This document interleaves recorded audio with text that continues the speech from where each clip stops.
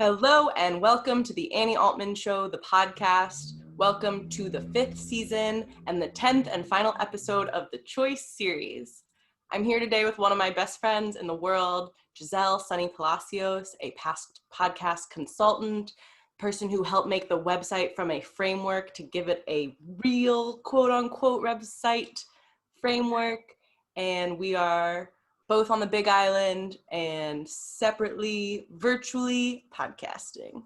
Thank you so much for being here, Sunny. I'm so stoked this is happening, finally! I'm so freaking excited. Let's do this. So much podcasting, and this is our first talking podcasting recorded.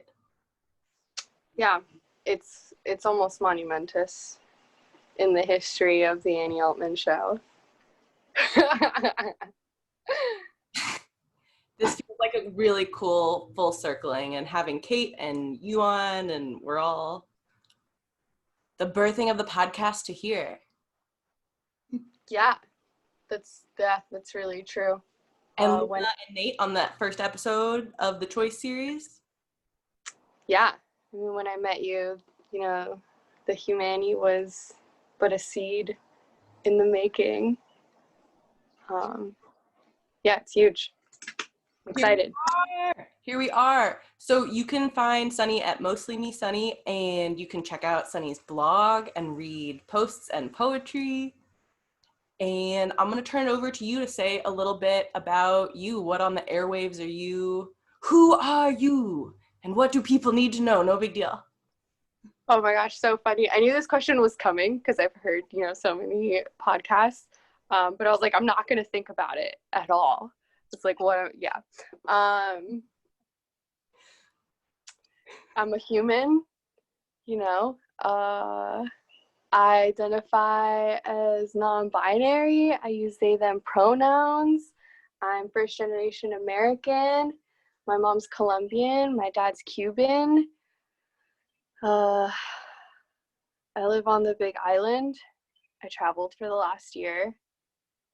I got a van. I sold the van. And I exist. It's just like, identity is like, what do I do? And like, where did I come from? I don't like to like do much. I'm not like, I don't have like a job right now,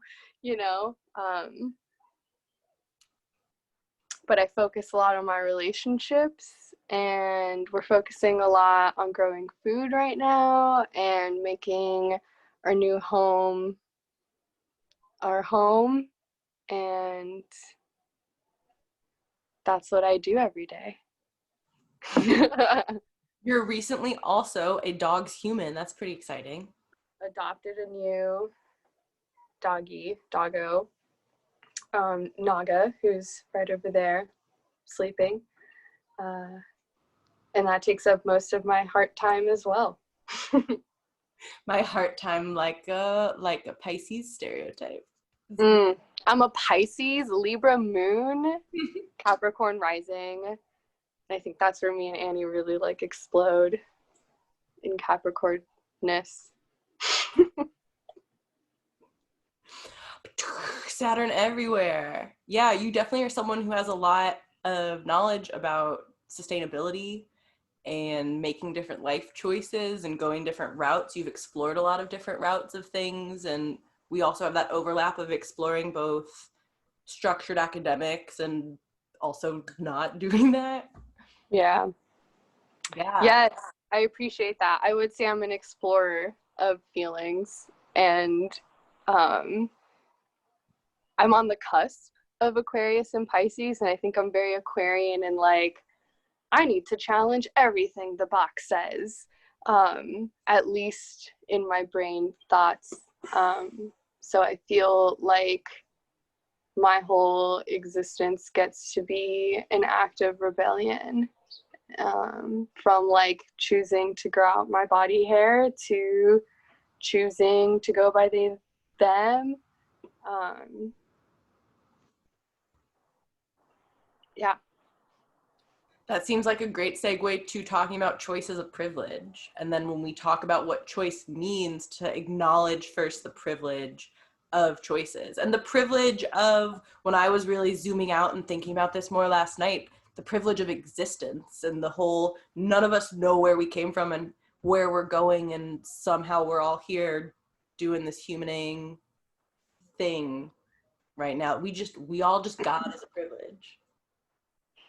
Yeah, you got to take it to like the existentialist place. Gotta.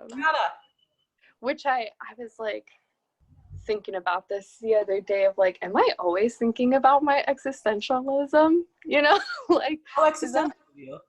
Yeah, is that always on like the back of my mind? And it kind of reminded me of like being raised Catholic and how like your, you know, connection with God or God is like supposed to always be at like the forefront of your head, you know, of in everything that you're doing, like you're thinking of Jesus and his love and how you're serving him or whatever.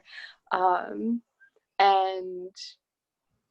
how I really like wanted that to be a thing. Like I really wanted my spirituality to be a thing, and then I didn't believe in that anymore. And then I really wanted like my new age spirituality to be at the forefront, you know?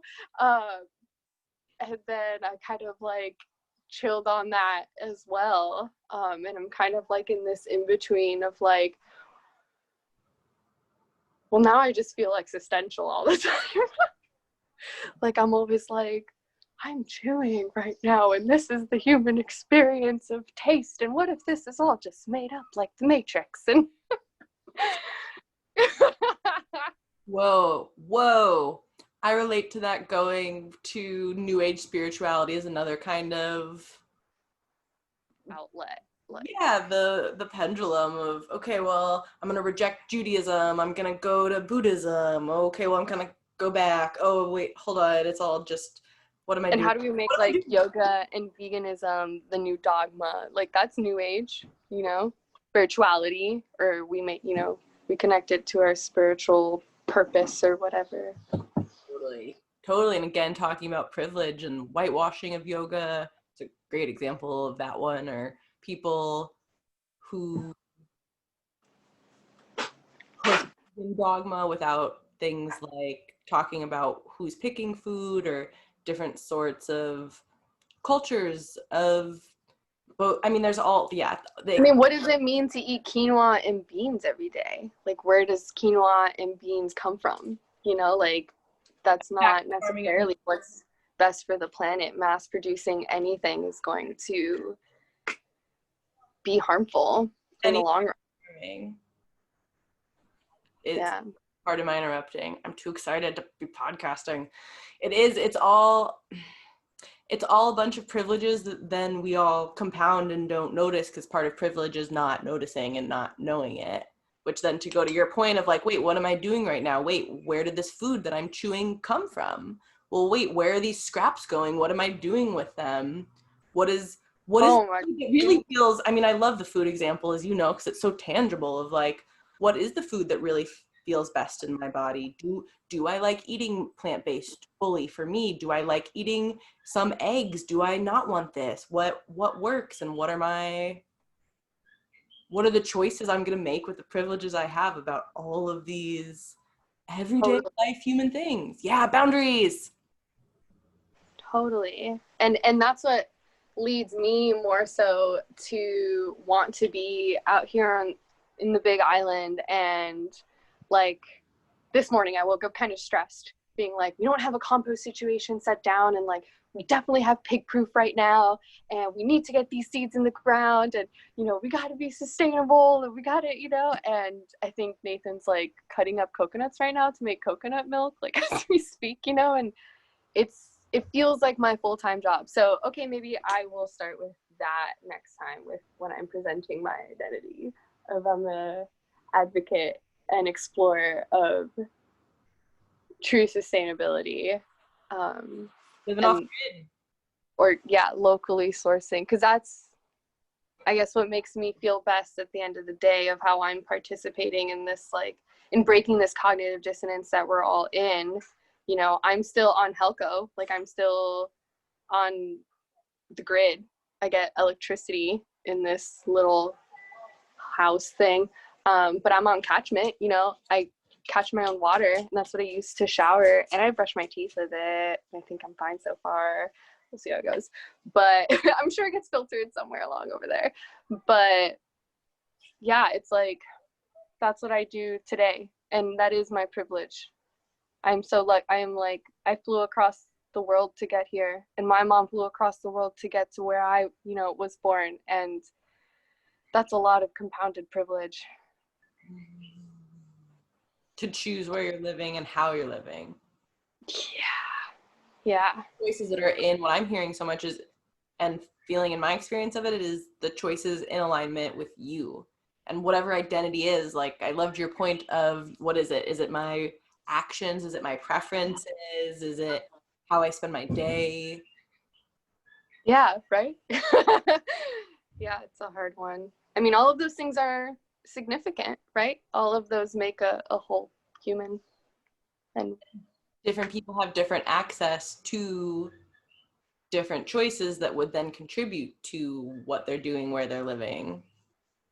And so funny, because I think about, my mom tells me about visiting her grandmother's farm as a child, and you know, she didn't have electricity. You know, we just turned on candles at night, and like we cooked over the fire, and in the mornings I would go and find the eggs, and just like how, oh, it's like I had it, you know, like my ancestors, like I was so sustainable, and now I like have to go all the way back, you know, relearn this and like put in a lot of work to get back there, because it was like, I guess, you know, we thought we would get more privilege, more opportunities the further away we went from that, because of imperialism and colonialism and capitalism. So it's like, are you surprised that I'm like anti-capitalist? Like, what? Yeah, well, and having in between, you've lived in Florida and Vegas and all these other, that is and now full circle, here you are back in farm living and back in sustainability. Yeah. And presumably in a temperate that was pretty similar to where my ancestors, maybe less cold, but yeah, it feels really good to be here. Can't imagine being anywhere else. Say more about the part of making choices based on capitalism, imperialism, patriarchy. I would love to pull out more of these feels and thoughts.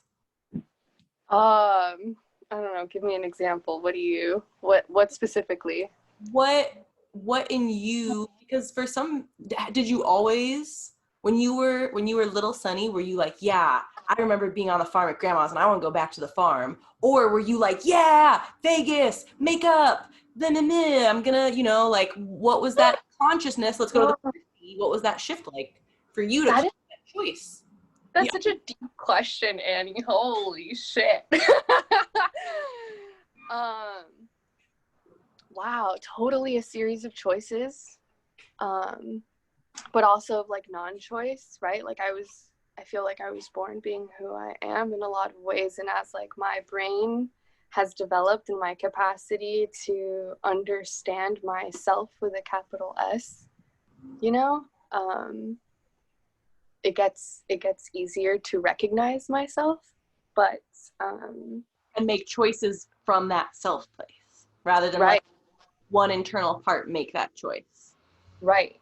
I mean, but I was, you know, my mom has like stories of like her, you know, me being born and her dressing me in like little dresses and hats and bows and ribbons, and she had her little girl, and like as soon as I could like reach my hand over to my head, I was just like, fuck this. Totally. And like, you know, like take anything she would put on my head off, you know, any little bandanas or whatever. And I like started advocating to dress myself really young, and you know, I just wanted to wear like my jeans and my t-shirts and just be comfortable, and you know, my sneakers. And you know, who taught me that? It wasn't her. She was trying to teach me something else. And then it's been like, you know, a whirlwind of being like her insisting so much, and the world insisting so much that this is what I'm supposed to look like and dress like, and this is what's going to find me a partner, a male partner, socialized male partner. And this is how you should spend your day, not like talking about water catchment. Yeah, or like collecting the eggs, you know. Yeah, and so I think to like a certain degree, you know, I mean, I kissed like my first girl when I was like in first grade. You know, we were like staying after school, and I was like, you know, what if we kiss? And she was like, I don't know. And so we kissed, you know, like, you know, because kids are curious. But also, you know, what is like heterosexuality? You know, like what is like, yeah, that's totally socialized.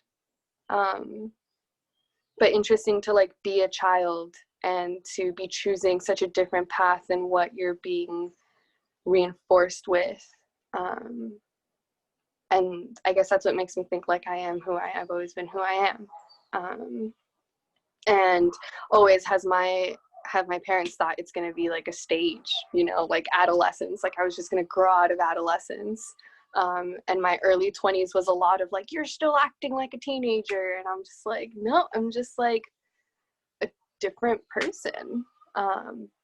But also because I have so much privilege, because I got to go to a public state university and move out of my parents' house at 18 and really launch into finding myself and finding what I like to dress like without my mom commenting on it every morning. And like, or people from high school having, you know, some sort of opinion about it. And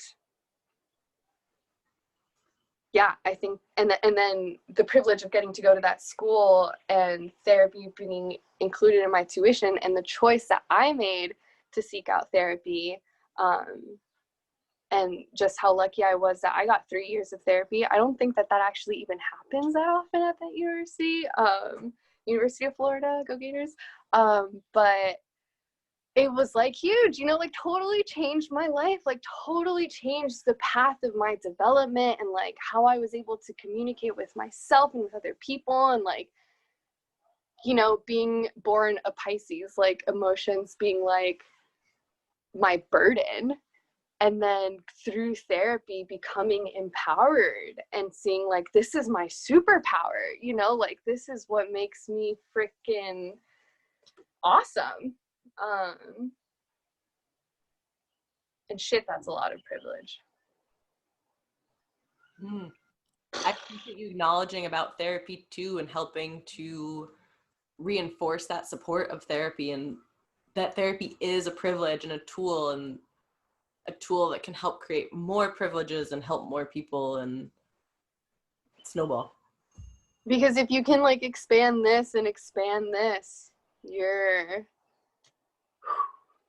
you know, you're a force to be reckoned with. Well, a lot of this is coming to that. I'm hearing and feeling a lot of things about autonomy and sovereignty and these big themes of human experience, of part of privilege because of how we've all collectively structured humanity is access to more choices. How do you spend your day? Where do you live? Do you go to college? What are your options for things? And something we've talked about a lot, not on a recorded podcast, is how much privilege, like money, is a concept, is something that we've made because of how we've structured education not as a right, food not as a right. Totally. No big deal. Just, you know, casual. Totally. It's all a construct. It's all a programming. If we think of our brains as like machines, you know, what programming are you being coded with early on? And then learning and growing and awakening is that reprogramming, is, you know, something greater coming in and saying, that's not right. I want that to look like this, you know? And I mean, I think that's like the name of the game. But the privilege that comes into being able to do that work. Like, if I can't eat today, I'm not going to sit here and like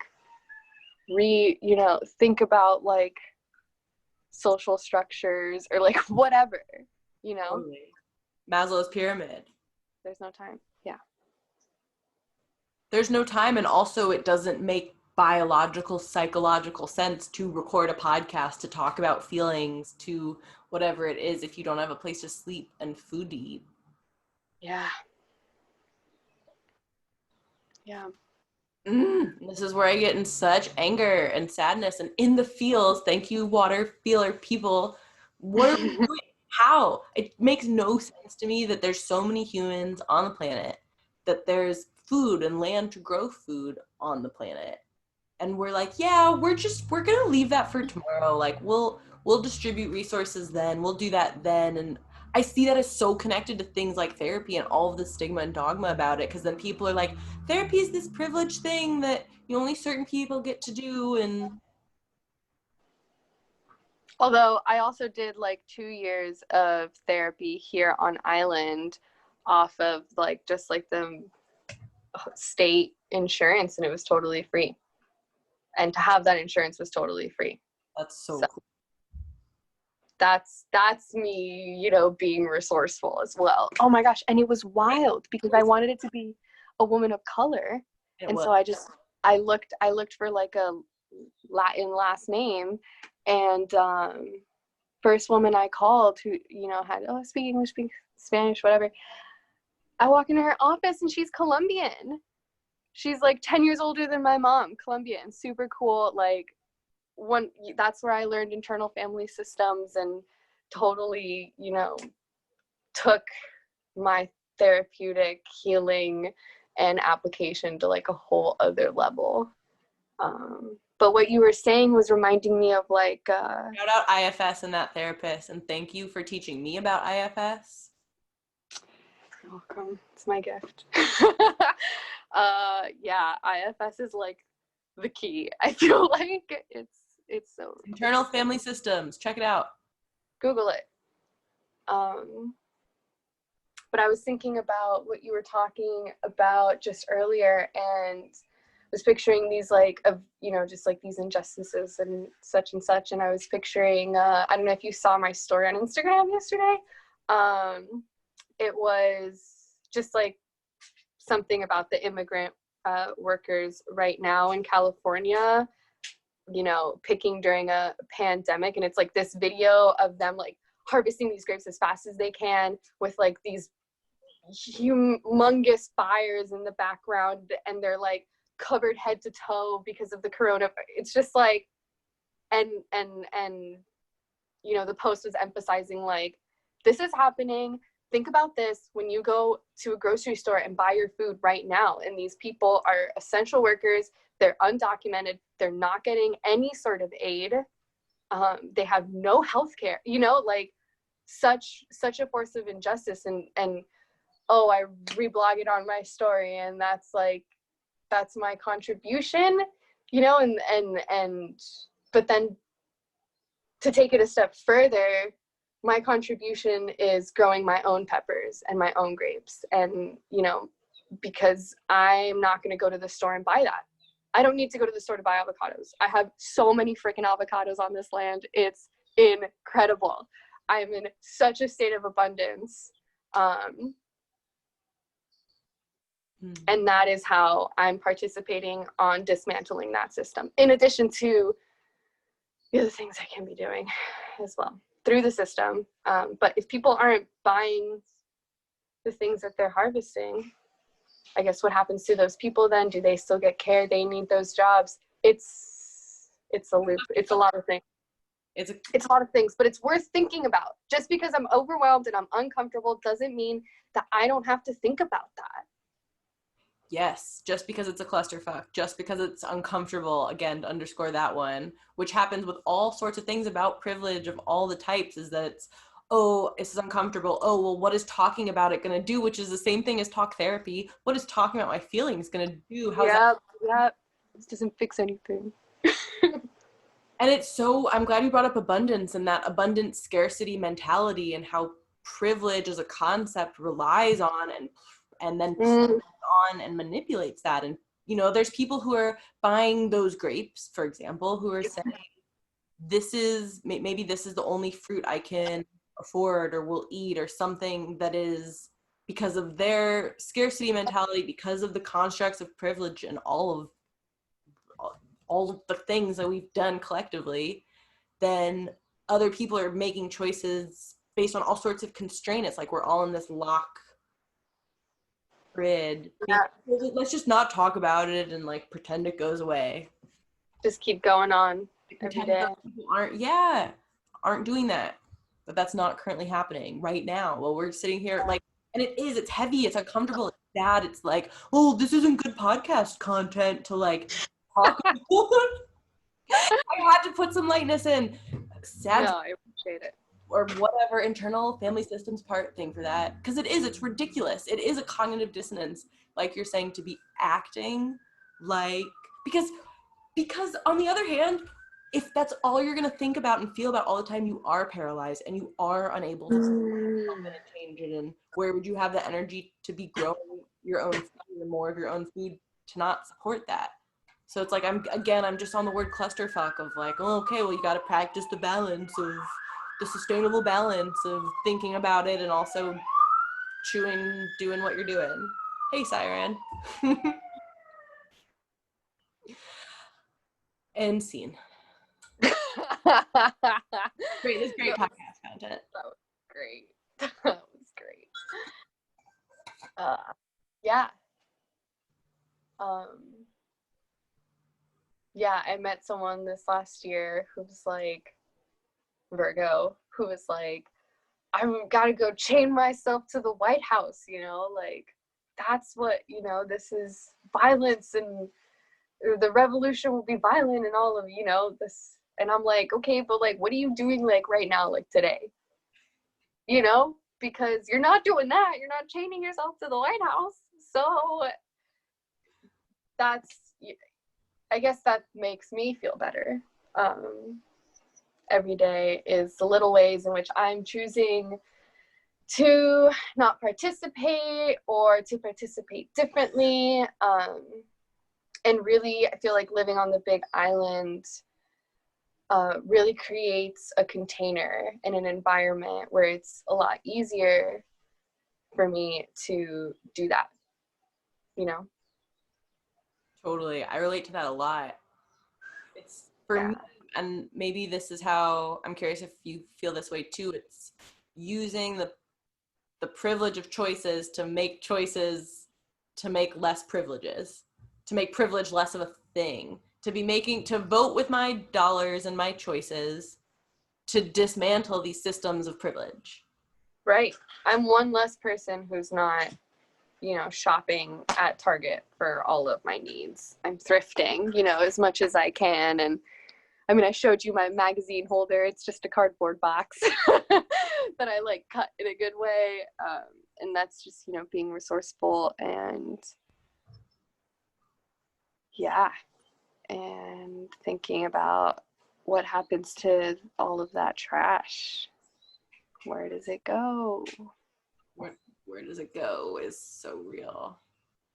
And also, sorry, I'm bringing it back to that. Because it's continually relevant. And then also to be able to keep bringing it back and addressing that, using internal family systems, using your own tools of your own practices to take care of yourself, to say, okay, well, what about that thing that I am going to get at Target, or that thing that I can't get anywhere else, or, oh, am I like, here's this thing I can't thrift and I'm in this system that I don't have other options in right now, or how do I forgive myself for that? How do I ask and have energy to advocate to create other options for that? Like thinking about things like organic cotton tampons, or people using Diva cups and things, of people that was an option. So what were people supposed to have done when they were living in cities and those weren't there? Yeah. I'd like to touch on the Diva Cup. I tried it for a straight year. It's very uncomfortable to have to like insert my entire vagina during my period, you know? So I've recently gone back to like cotton tampons and pads because it's more comfortable for me right now. I did try the like bamboo. I got like a Thinx like knockoff like period underwear, and it was really nice, but kind of tight, like kind of uncomfortable, and like still not something that I would want to have, you know, full time. But I think it's still figuring that out and having to come to a place with myself of like, well, I still want to have this comfort when I'm in a really, you know, sensitive place in my cycle, and I need, you know, to feel comfortable. And so even though I'm making this waste, you know, for now, working on finding a better solution, but periods are such a great example of one of the many very human bodily things that nobody talks about. And so then we create so much more harm and so many more challenges by not talking about it. Periods, birth, death. And we're like, no, we're just gonna pretend that these aren't things. All humans have some connection. Yeah. Mm-hmm. Yeah. Which my next plug is I think I'm getting my period today, and me and what? Happy bleeding. Happy bleeding. Thank you. Right near the moon. Huh? Right near the new moon a couple days ago. Yes. I've been slowly shifting away from the new moon. I was like synced up with it for a little bit, but me and my partner Nathan have been reframing it as my birthday, and so I get like 3 days of it being my birthday, or you know, however long I want, period time, where like I don't have to like walk around like I'm not bleeding, you know, and like I'm not uncomfortable, and so I like don't have to drive if we're driving, and like he'll cook, you know, the meals and maybe do a little extra clean, you know, and I just get to be like a little baby and like ask for my hot water bottle because I have cramps, and like pack me a bowl because I need to smoke weed. And it's been amazing. It's made my period times like so much more like nurturing, and yeah, to have him be in like this caretaking position, and for me to just be able to like sit with my moon and hold that space, and it's really like eased our conflicts as well that would, you know, naturally come every time that it was, you know, moon time. And really being able to talk about that and make a plan for it beforehand has made all of the difference. It's encourage everybody out there to talk about this with the people in their lives, you know, partner, mom, parent, brother, sister. To actually acknowledge it rather than, like you said, walk around like you're not bleeding, like you're not shedding your uterine lining. Like, come on. Remember like the middle school, high school, like let me just secretly pass you a tampon. We can't, heaven forbid, a penis human sees a tampon, they might implode. What? And now here you are getting to rebuild, with the choices both of you are making to say, yeah, you know what happens 13 times a year to the bodies of people with uterines? They shed for a portion of their lifetime. And you're like, hey, Nathan, here's what's going on. And Nathan's like, cool, thanks for telling me. Here's tangible things and choices I can make with that knowledge that I will make to support. Yeah, he's really an excellent penis human. Really working with me as a uterine person to bridge the gap and bridge the understanding, and you know, work together again,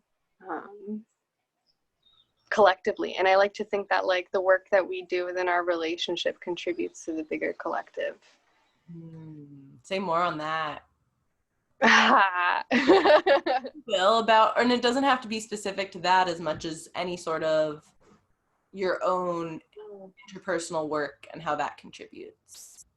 Aw, yeah. Again, with choosing how you're using your privilege to choose your time, choose your interactions. Yeah. I think that is one of the realest conversations I've ever had with myself. And it comes down to like, okay, I have this information. Am I going to apply it? Am I really going to apply this? And really sit in like so much discomfort. And how me doing that emotional work of like, you know, working with my inner child and, you know, taking accountability when I'm angry and working something out with my partner or with other people, you know, or you know, my dad has dementia right now and is like transitioning, you know, into the next phase, and being like, okay, like this is death, this is loss, this is grief, and there's the little girl in me, the daughter, that is having this experience now. And how am I going to hold that space for myself with all of the training basically that I've had, you know? And definitely feeling like me doing that work on a very personal level,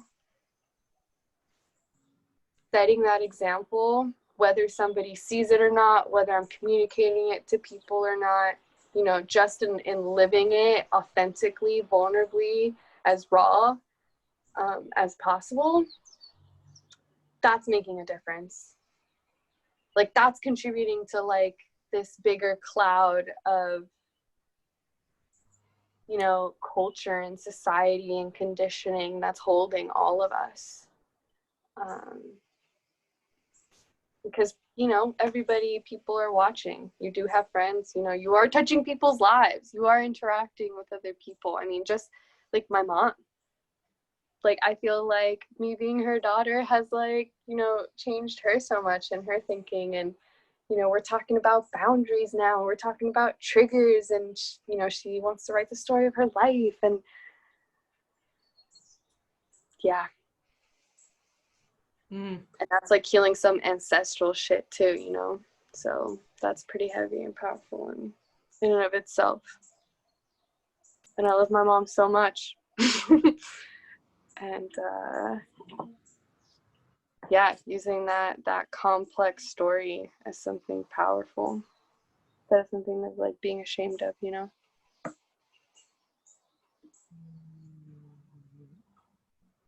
Did I answer your question? Taking it out of the shadows. Mm-hmm. Yeah, I was thinking the quote it was like flashing in my head almost, or I was like, hey, quote, there's a Ram Dass line that says, I can do nothing for you but work on myself. Mm-hmm. Nothing for me but work on yourself. I can only meet you as deeply as I've met myself. Same. Yeah. And when you're just like this depth of Pisces, it's like so hard to walk around and like see the depths that people let themselves go to, you know? And yeah. You also know that you have no control over what depth they go to and when and how. And I know, you know, I very much feel that self-work and that, okay, well, I can make the humanity, I can make the podcast, here's what I can do, and here's also how I can acknowledge, like what you're saying that I loved, of being the example, and not in this, oh, it's my job to be the example, because we're all being the examples for everyone all the time. We're the reflections. You can never like really look at yourself, you know? you're only ever seeing other people. What? You mean I can't look at my hands? You can't like look at yourself in the eyes, not involving a reflection, you know? So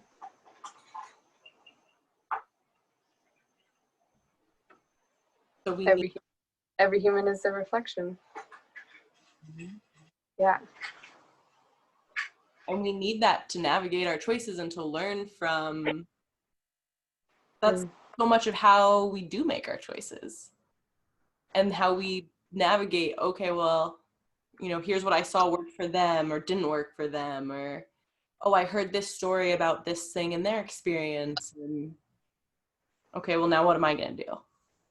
Totally. And being exposed to that is that privilege. Like, I remember meeting my friend Nina in Gainesville, and she was like my first really, you know, close friend who was vegan. And I had just like never met like even a vegetarian, really, you know, growing up in Miami and so immersed in like my Latin heritage, like not eating meat was like never even an option. It was like a weird thing that people did, you know. And I think she's also like my first close like non-binary friend, and like first close friends who like started using they them, and yeah, how much like they created an example for me, and they say the same thing about me, and that's like, you know, really special to have that kind of reciprocation in a reflection. But yeah, it matters. People are watching you be you, and you're inspiring people, hopefully. In ways that we don't ever get to know, really, which is a fun part of it. Or we do sort of, and I hear you so much reciprocal when it is. I feel like that's so much of what reciprocity is that we practice in individual relationships, is inspiring, motivating each other in different ways, sharing knowledge, sharing experiences. Like, hey, you were in one singular human experience, let me expand that. Hey, let me expand this part of it. Hey, let me celebrate you doing you and encourage that.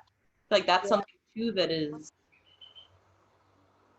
part of what helps me navigate the choices I make in relationships as well.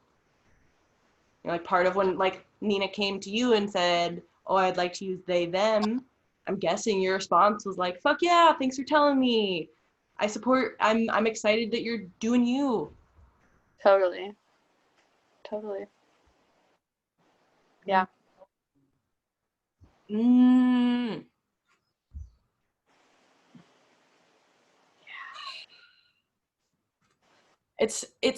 It's challenging, and I'm still at such this like feeling of resistance about how to even discuss privilege or what discussing privilege does to change it. And I'm like, okay, well, talking about it changes the thing and changes the choices, and then also again to go back to that same point of what are you doing today?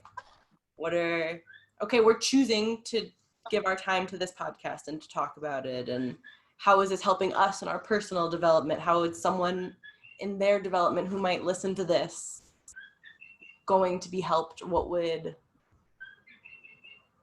this is where there's like my black and white thinking that's like, well, what is the exact, you know, how can I know exactly what number of impact I'm making here on minimizing privileges? And like that's privilege is just like ominous concept of, yeah, humans collectively have fucked shit up and not distributed basic resources.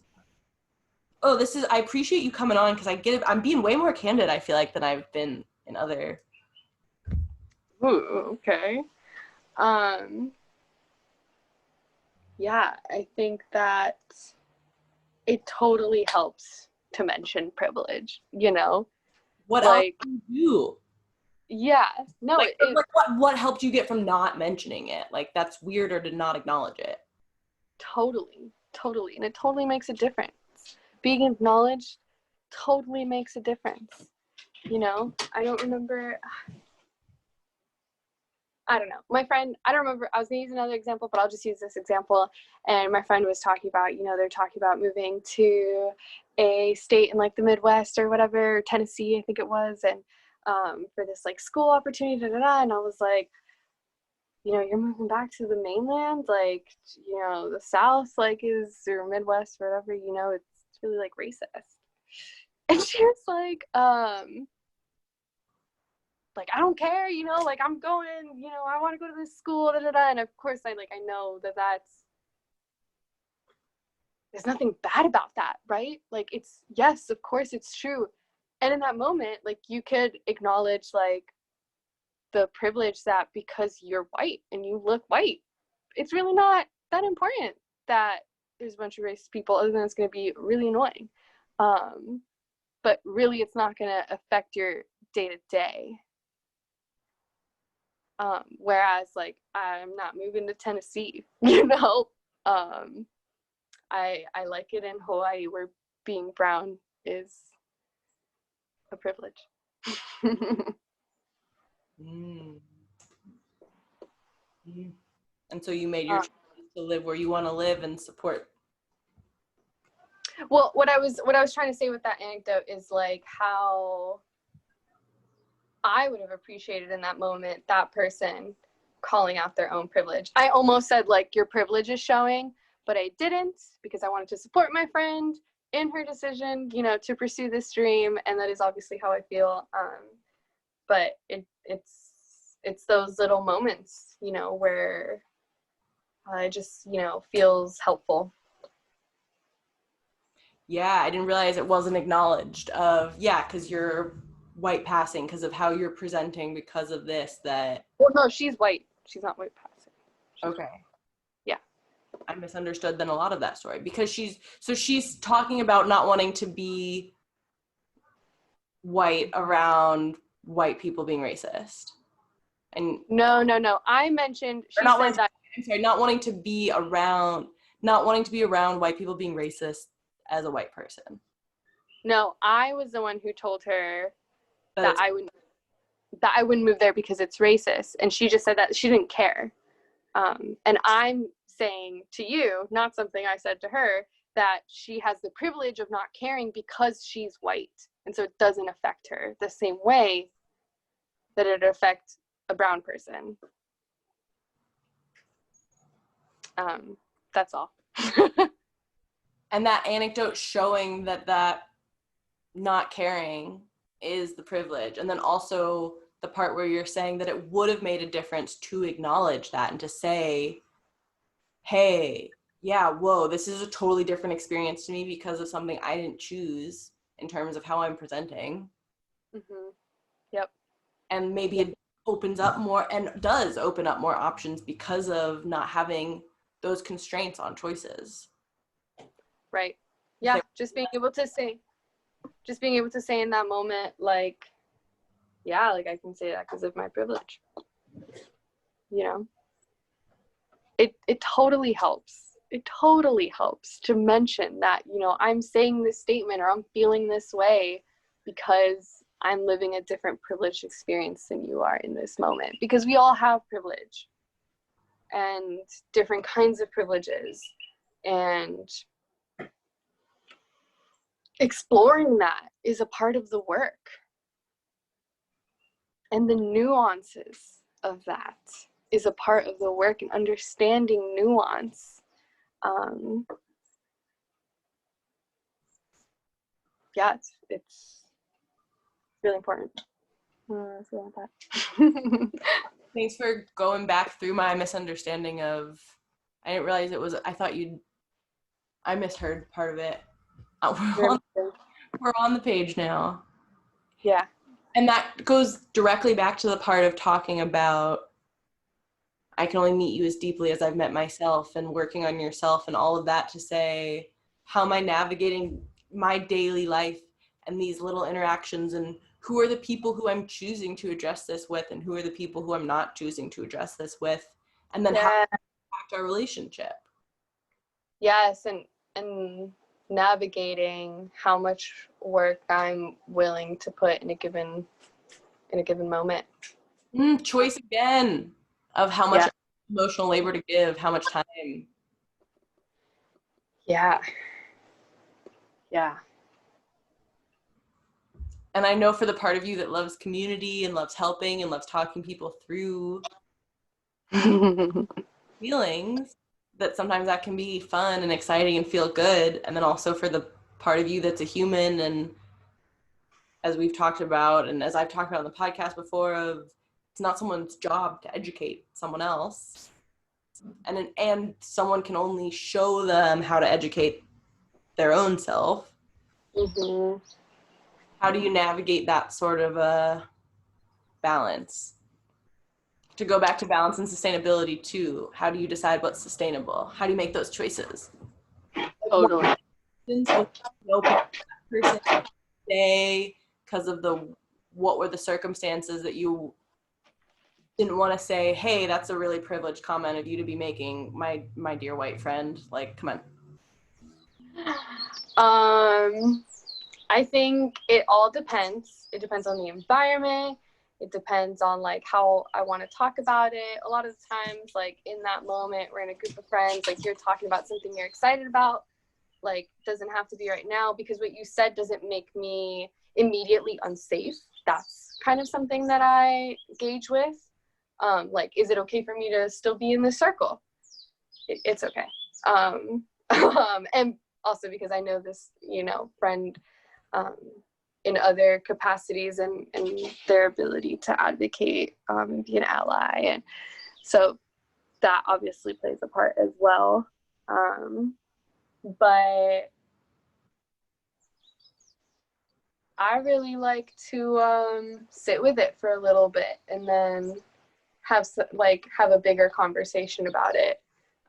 As me and you experienced one time, when I, brought up at the beach, what happened 2 weeks ago when I came over to the community, and just like nothing, I didn't feel like unsafe in that moment, but just like reflecting to you, like, hey, this is a really white space with a lot of fragility, and here's why and how, and didn't mention it until now. And I thought that was okay, Yeah. Well, I'm in my head, I'm like, what parts for podcast listeners to sort of fill in about. I'm sorry. Oh, you're good. I really appreciated then and appreciate you bringing it up now again, because to me that's all we have the control over, is to communicate and to share and to use our privileges of how we are experiencing the world and the different privileges, like you're saying, that we have to learn and grow. And I'm only going to get to know about your experiences as much as you are willing and feel safe to share about your experience. I can perceive things about it, and even hearing about it is different. I'm never going to know the experience of sitting in a circle of mostly white people not being white. Yeah. Like these are biological, these are bounds from my experience. And so this is, again, in my head, going back to that part about discomfort and how much people don't want to sit with discomfort, or even in close friendships are, ooh, do we go into this discomfort? Like, ooh, do I share this? How will it be? Because I remember you sharing that to me and I was like, oh, damn, what? Like, I can see that, and like, thanks for telling me about this. And you said something along the lines of like, you're like, okay, like I thought that was how you'd see it, and I wasn't like, I thought that was how you see it, and also I was like not totally sure. Yeah. It was worth bringing up, or like what. Yeah. How to go about that. And it's like, those are such real human things between, even in close friendships, even in, people in families, people who see each other all the time. It's still like, how do we talk about these little things? It's a little step by step. Oh my gosh, totally. I think too, it's what you mentioned earlier, that like as reflections, like we come in and we're like, hey, look, I have another experience for you. Like, come look at this, and that kind of having been an extension of that. Should I say what happened? Do you want to say what happened? Is it relevant? If you're willing to talk, I would love for sure you talking about it from your perspective and from my experience. I would love.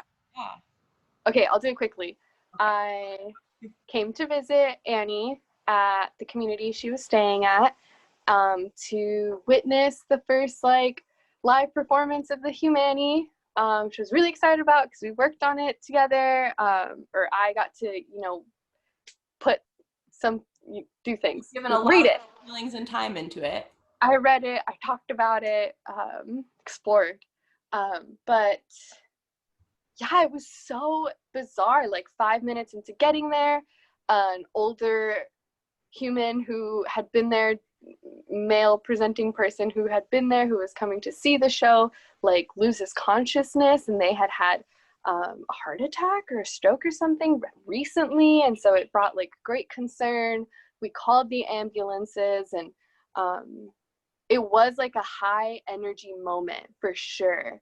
And, you know, Annie is there like talking him through, like as he's regaining consciousness, like I feel like Annie had like a yoga coach, like a birth doula, you know, like guiding her. And we're all just kind of like, you know, sitting back watching this happen. He regains consciousness, the ambulance gets there, you know, he leaves in the ambulance, and all looks like it's going to be okay. And that movie took like 30 minutes, 45 minutes or something, you know. So then we like all kind of, you know, relax in a circle. People start to like process them, and you know, whether or not they still want to stay and watch the show.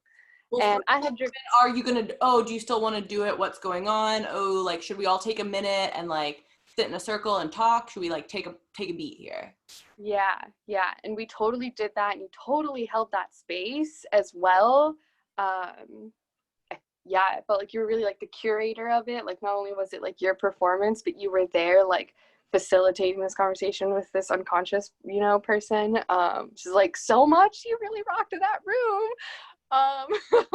And you were still like, I want to do this performance, you know. And he, for the record, on the podcast, the gentleman, the wonderful human who was hilarious also because he came back and we were talking for most of it, and he was hilarious. He is hilarious.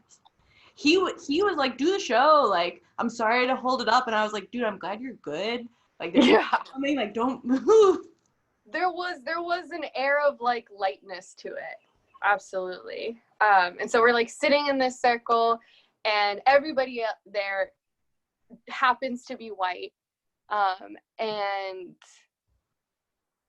you know, these people are processing like being so close to death, you know, it's really exhilarating, and you know, I don't like fear it necessarily. I really think it's something, you know, to be embraced, or which is, you know, also a beautiful sentiment in that moment, but like we weren't close to death, you know. And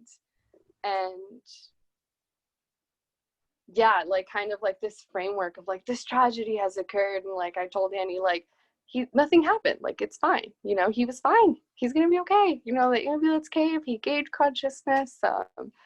And then there was also like things about like I gotta go back with people also for that. Went to the hospital, was there with family, but there was also like the fact that they were talking about, you know, having to move their warehouse back in LA because the protests were happening, but they probably called them riots.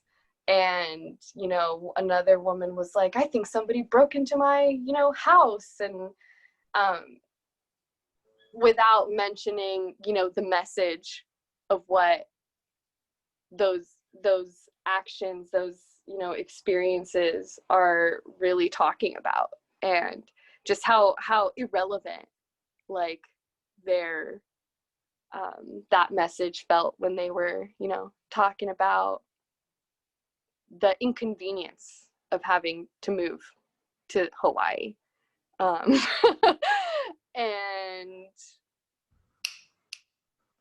yeah, and then most people were like, you know, oh, I can't sit through this, like I'm just gonna go to bed. And it only was like four of us who stayed, but it was one human who left during it and said before, like, oh, I might get too tired and go. and leave. Yeah. Which is, yeah, totally fair. But it's just like the air that surrounds you, and that you, yeah, I was on the outside of it because that wasn't my group, you know, so I was actually sitting on the outside, like looking in. And totally. And it'd been a month I'd been at that place, so that was where I went to do my 2-week quarantine, and then I'd been there another 2 weeks. It was the next full moon. It was the next full moon, yeah. And all, like, yeah, thank you for going into the story of it, for the learnings from the story, because I remember when you first, like, I was so in it of, oh, this person, and he told me he was 67, which is how old my dad was when he died. Yeah. The performance is for my dad, and I was in all of these things and enmeshed in this community of having lived there for a month, or being in a different perspective, to not see the same things that you were seeing, and you pointing out, like, hey, this is the dynamic. Yeah, this is coming from a place, this conversation and this fragility is coming from a place of privilege, and not acknowledging the privilege in that circle made it problematic. That's, I think, what, to not want to watch a one human show talking about privilege. And yeah, and even being able to say in that moment, like, it's my privilege that I'm flying back to LA to move my warehouse, my business that makes me a lot of money, you know, and the privilege that I have to be inconvenienced so that Black people can have safety and can exist, have the right to exist, you know, like, that's an important thing to say. And that's, I think, where we came around to sharing that story of, like, that would have been a different experience for me as the only brown person sitting in that circle if any of those white people would have said, you know, it's our privilege that we don't experience closeness to death on a regular basis, that this, you know, somebody losing consciousness is an exciting thing, because not even, you know, just in the Western world, like, there's a whole part of the world we don't even talk about, you know, who doesn't have running water, you know, who's like literally surviving. They're close to death. This isn't fun for them, you know? So that's the purpose of coming in and establishing our privilege as a foundation for the experience, like, we're gonna share, you know? Context matters. And it feels in a lot of ways like a form, not necessarily, and often I would say not consciously, it feels like a form of gaslighting to not acknowledge it. Oh my gosh, totally. And that's why I think I sat with it for so long. And I talked to other people about it. I talked to, like, my elder auntie of color about it, you know? And because, yeah, I'm totally sitting there like, am I being insensitive? Like, or am I being harsh? Or, you know, am I making this about them being white? And, like, just being like, no, like, follow your gut. You felt uncomfortable in that circle for some reason, because out of all of the inconveniences that it was to me to drive down, you know, an hour drive to come see you on a nighttime show, because this was important to you and to me, you know, and for these people to be like, I'm gonna walk 2 steps and go to bed an hour earlier because your show was only an hour, you know, and they live on this property. So yeah. I was very glad that you went through with it.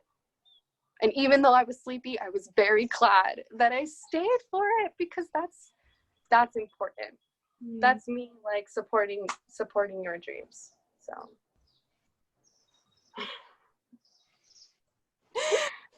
that was one of the most full moon nights of it meant so much to me that you stayed, and that was the first live showing of The Humanity as an hour long as an hour-long show. And also it meant so much and means so much, again, that you're talking and, again, giving your emotional time, labor, space, all of the things to, and not in this like, oh, these people are bad people, or this was a bad thing, to say, hey, here's what happened. Here's my experience. Here's what we can learn from this. Here's how we can navigate. Here's what I'm going to do in my daily life right now to make steps to change for the next C coming up of what is going on. I wouldn't have, if you hadn't shared that with me, of that perspective, I bet I still would have been in this perspective of like, wow, you know, what a dramatic night. I'm glad he's okay. Like for me too, I was also, and in my own privileges, like in my own, wow, he was the same age as my dad when he died, and all the things about grief and the show and that related to him, of then the privilege to get to receive your perspective of, hey, here's stuff that maybe you're not seeing, or that maybe you're not able to see. Yeah, that was also happening. Yeah. It's so cool that you like went and like talked about it with other people and were like, what's going on here? Like, what's happening for the curiosity sea of my what came up in me, and how do I go about this? And well, and I think too, that's the importance of seeking elders and seeking counsel, and, you know, people who have experiences, in addition to yours, another reflection, you know, another life lived. And these aunties, I asked, they're not actually related to me, for those who don't live on the Big Island. It's a term of endearment for elders. And they're just these women that I met, and they're lesbians, and they're married, and they're, you know, in their 60s, and they're badass. And I just like manifested them out of nowhere. You know, I like told the island I needed elders, you know, I specified queer women of color.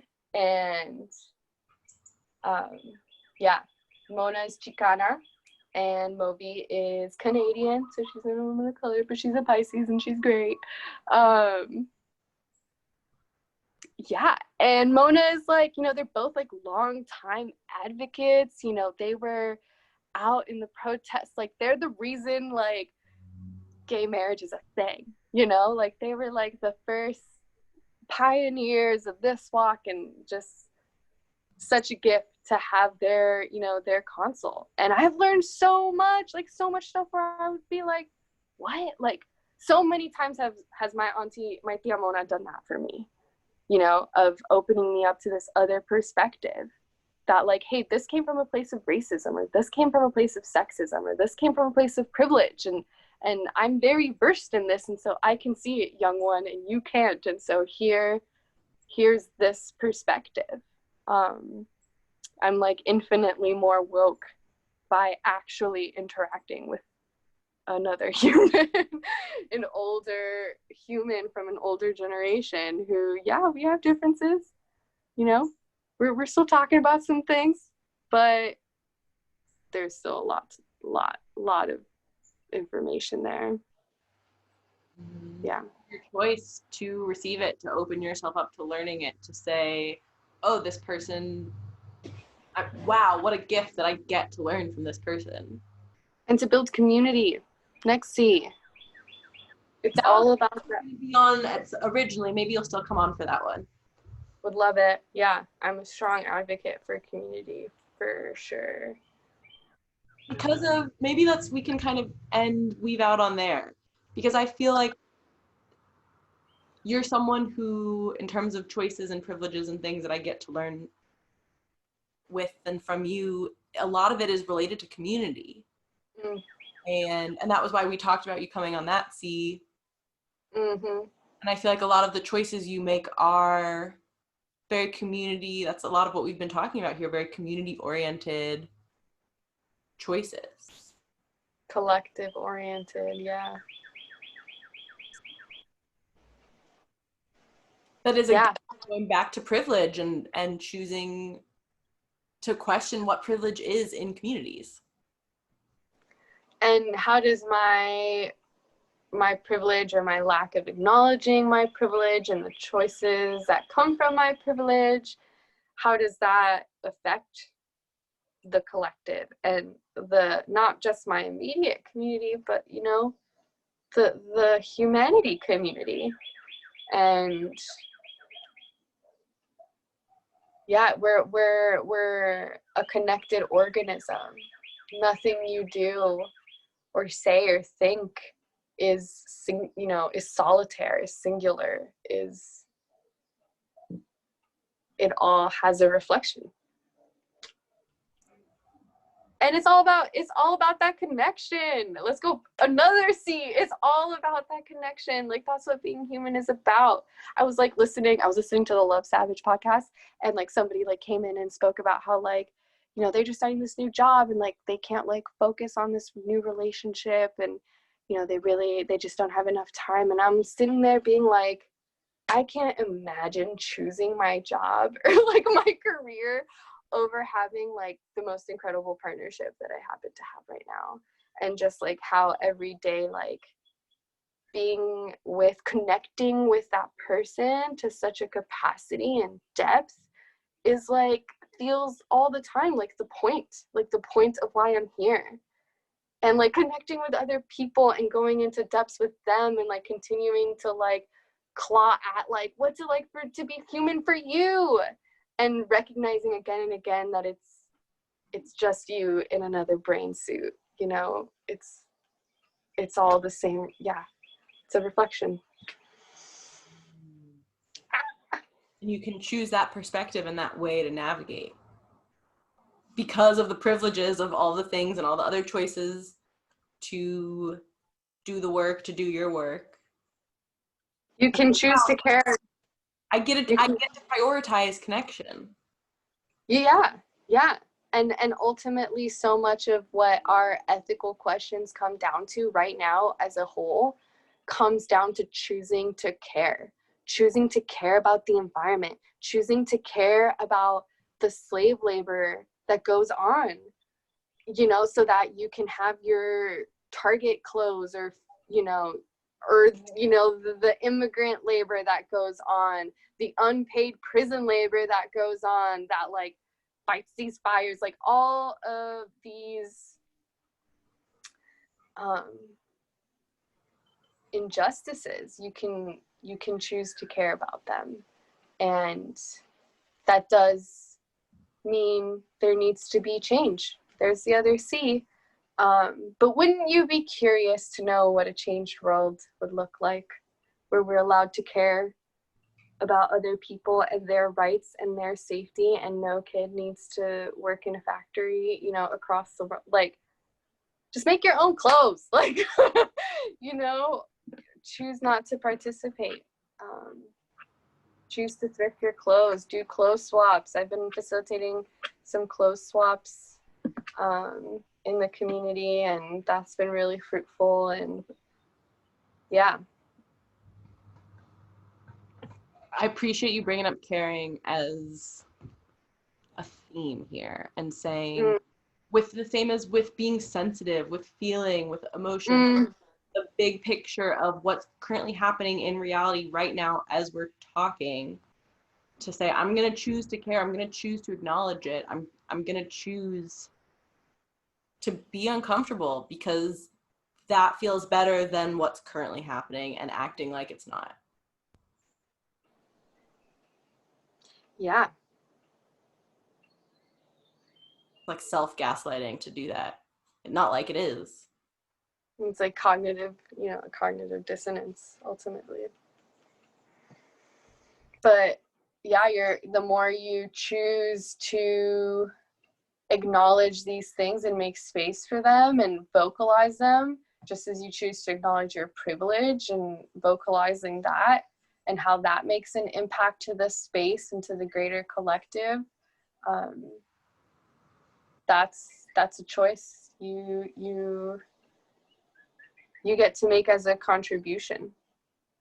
And the more you do it, the bigger your capacity to feel that discomfort becomes. Just as the more we talk about race, the more we talk about gender, and, you know, sexism and misogyny and the patriarchy, the bigger the container, to hold that discomfort and to challenge it. And that's essentially what it comes down to. Are we going to challenge the injustices that we're seeing? And that can look like, you know, calling your senator or whatever. That is a path, and it's a part of the path. And so is like composting in your house or in your apartment, you know, finding a community garden. If you live in the middle of the city, if you live in Pomona, I know some community gardens for you. Shout out to my cousin, Growing Roots. But there's ways to still be rebelling and to still be choosing to be ethical, and the privilege that comes in trying to be as close to that as you can be. You know, we're not going to be perfect. I want to go to Target and get a sewing machine so that I can make my own clothes. So is it like doing your best, and we're all doing our best. We're all holding these dichotomies and these paradoxes and this cognitive dissonance. We're all doing it, and some of us are better at it than others. And it seems to me that white people have had less experiences having to be in that discomfort and having to really acknowledge those dichotomies and those paradoxes, because like none of their friends or family members have ever been, you know, in the last whatever generations have been immigrants who have worked in like a field for like no money, you know, so they don't have to think about that. Actually, what you said about the friend being like, oh, well, I don't care that it's racist there because I'm white. Right. That doesn't mean I don't care that people are racist and that I'm not an advocate. You know, that's not what she was saying at all. And I know that's not true of her. You know, I got a lot of great white people in my life, people who happen to be white, you know, who want to be advocates and who work with me to be those advocates. And I work to advocate for them too. And, you know, the privilege that they don't have, that I do have, because it's all a whirlwind. I appreciate you acknowledging the part of expanding the space to sit with it every time we sit with it. Yeah, you get better at it. It's a practice, it's a muscle to acknowledge privilege. Yeah. It's such a privilege to get to podcast with you. I don't know why it took us so long. I'm glad we just like talked for like, how long have we been here? I know. Well, I was even like, oh, is this going to be white privilege do we need to go more into unpacking these things or that, or we just could keep podcasting infinitely here? And I'm like, am I cutting off this thing or that thing? Or how do we know the choices, the perfect choices to make? And that's why, you know, at the beginning of this, my little flow of intention was like that it be effortlessly, you know, said, that we say the right things that need to be said, you know, like take ourselves out of the choice sometimes and let things organically develop. We said what needed to be said, and we did a great job. I'm so grateful, and I am so privileged to get to have you on, to get to have this recorded, it feels really good of having, I met you and Luna together, or I knew you both living together and having yes. open. Oh my gosh, that's huge. Close, the choice feels, talk about privilege of choice, that somehow it ended up being that way. What? Yeah, me and Luna were sharing a bed when I met you. I remember that. That's so wild. Oh, I love that. Yeah. Thanks for having me, and thanks for doing this every day. And you're an inspiration all the time for the things that you do and the things that you don't do, because it's not always about doing. Thank you so much for coming on. I'm excited to record for on the Community C with you and have you on again. Oh my gosh, this is where I get all sentimental on the podcast when I have friends on. I'm like thinking of the other episodes. I've done the same thing. Kate and Luna, when Kate was on and Luna was on and Kyle was on, and I'm like, oh, feel these humans that are sharing their human experience so true to them. Yeah, thanks for holding that space. You're calling in those reflections, you know.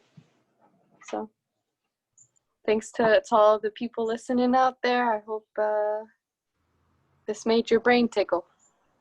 I've never said that. Tickle, tickle, tickle. Okay. Thank you so much for tuning in, and thanks for being you.